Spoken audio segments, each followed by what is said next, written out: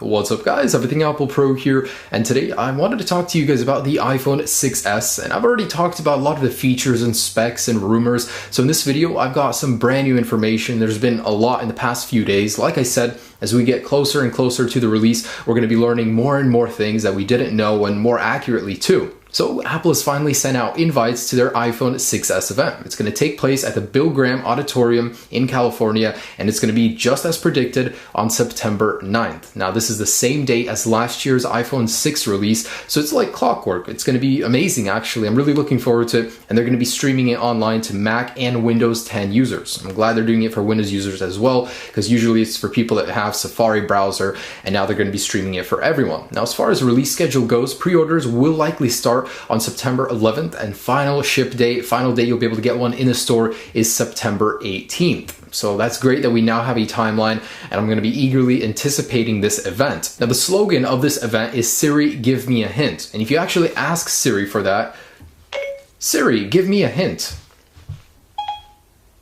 Look deep within yourself and you will find the answer, especially on September 9th.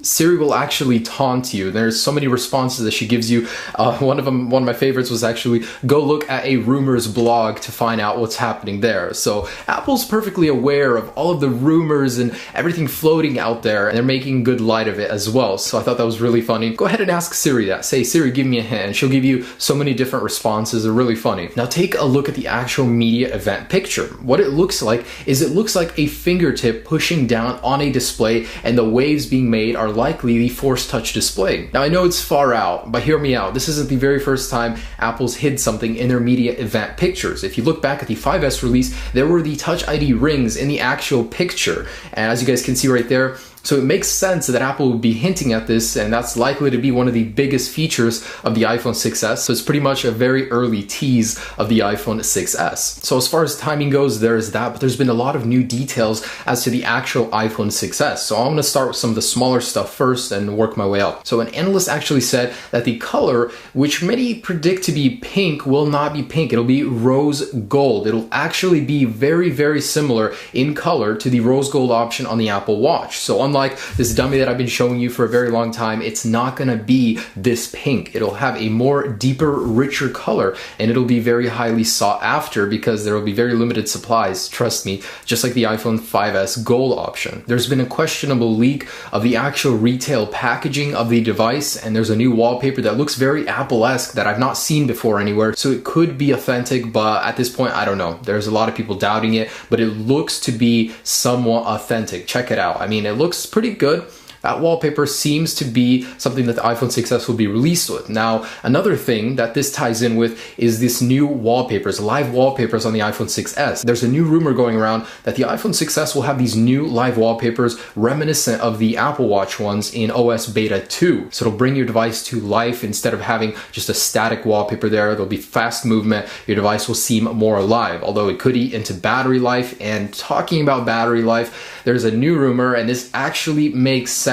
Hear me out, that the iPhone 6s and 6s Plus will have smaller batteries. Now, there's been a leak earlier in the year with a smaller battery, and people didn't know what it went to. It was 1715 mAh, whereas the iPhone 6 right now has 1810, and that also includes the iPhone 6s Plus. It'll go down to 2750 from the current 2910 mAh on the iPhone 6 Plus. So sources are saying the iPhone 6s and 6s Plus could have smaller batteries, and the reason for this is because of more efficient internals, more efficient software. And it totally makes sense. We're not likely to lose battery life. It's likely to stay the same, possibly even get better by about an hour. But the iPhone 6s and 6s Plus could have smaller batteries because of more efficient DDR4 RAM, more efficient LTE chip, more efficient A9 chip, and iOS 9 is going to be better on battery with the low power mode and more efficient. So it totally makes sense, although I don't like the fact that Apple's going backwards. Just give us everything and a bigger battery, please. So the front-facing camera was detailed again, and the rear one, basically, it's been confirmed again and again. It's going to be a 4K capable camera in the rear, 12 megapixels. The front will likely be 5 megapixels, and again, in this recent report, it's going to have a front-facing flash. So just like Snapchat, a feature where the whole screen flashes white, you're going to get a front-facing flash without an actual LED unit on the front-facing camera. Front-facing will also receive panorama and slow motion support. And there's actually been a couple big leaks, and this is all coming from Mac rumors. So for one,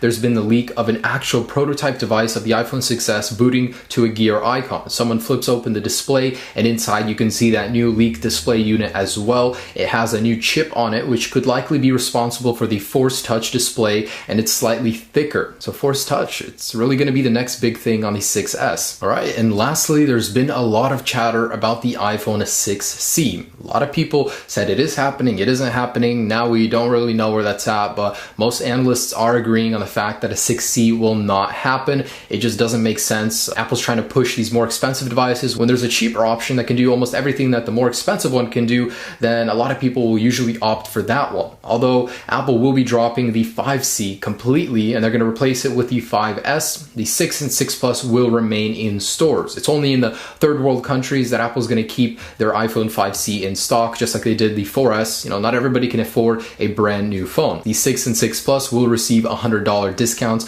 just like every single year the older device drops in price. So guys, that's just about it. We now have a date. We have confirmed information as to the cameras, to the color, to the actual Force Touch display. There's so much to be excited for the iPhone 6s, and I do go more into detail in my other videos, so be sure to check those out. But at this point in time, guys, I'm so excited for this release. Like, this is going to be the biggest one so far as an S model goes, and man, Apple surprised me. Please show me something I don't know, because at this point, the information is everywhere. The rumors, the leaks, there's everything. Usually we know everything there is to know about a device before it gets released, so I hope there is something left to surprise us with. Anyways, thanks for watching. Hopefully I filled you in on some new information that you didn't previously know about the iPhone 6s. Waiting eagerly for it. You'll be able to live stream it on September 9th. Stay tuned, guys, for all the information on that. Peace.